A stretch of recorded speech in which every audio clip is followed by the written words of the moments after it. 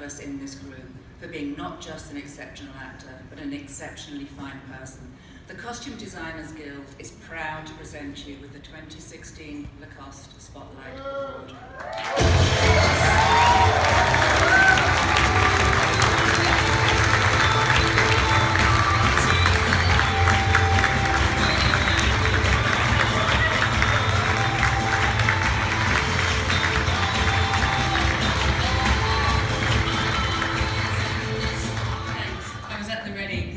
I've chosen form over function.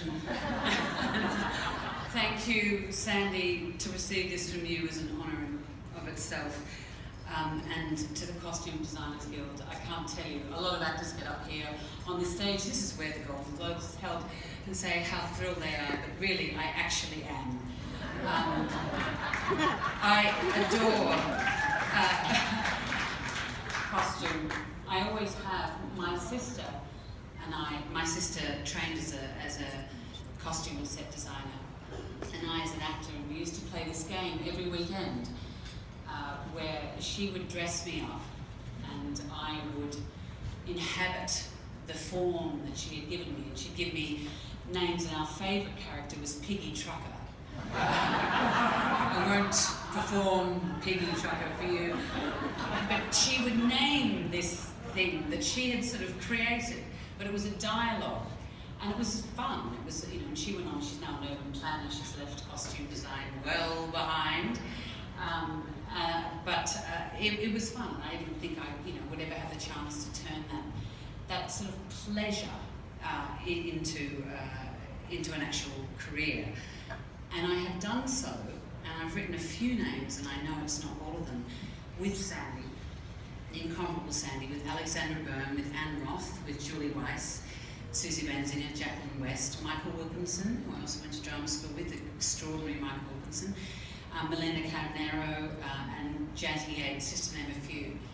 But it's been the conversation, because everyone talks about, to an actor, about their relationship with the other actors and with the director. And of course, those relationships are absolutely paramount in the evolution of the work and the creation of the character. But in the end, it's in those costume fittings, in those private sort of clandestine moments that you get, those silent moments you get away from the rush of filmmaking, where you actually get to make manifest the psychological things that you've been talking about in the rehearsal room. You make manifest with a costume designer. And that's, for me, it's the building blocks of the character, not just the cliche of what shoes you're going to wear, but it's actually you, because a costume designer, as you all know, works from the inside out and from the outside in. And so you start to, and frankly, they're the only fucking person on the whole set who has a schedule.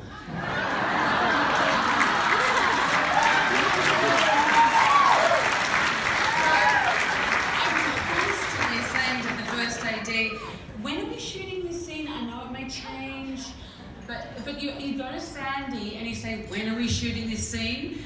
And so you get to not only get the practical, but you get the imaginative landscape, and you get to actually build the arc of the character. And Sandy, and I've worked on several films together, small and large. And it's, I've had the great joy of working on films that have had enormous budgets, and they're wonderful, and you get to build, enormous costumes, but really in the end, I think the profound creativity happens when you make a film like Carol, which is made on a wing and a prayer and an enormous amount of love, and you have a costume designer like Sandy literally acting as standby wardrobe, sewing up the fur that you're wearing, because they know it's the best fur. You had two choices and you go for the best one, but it means that she herself has to actually stitch you into your costume herself, take by take by take. And so I think that, it's the difference between, sometimes they're costumes and sometimes they're clothes. And it's often the clothes that don't get recognised. But it's a pleasure working on films that have both of those, scales and ambitions. So thank you. I can't tell you, this means an enormous amount to me, because it's really it's a starting point for me, the dialogue with the costume designer. So thank you.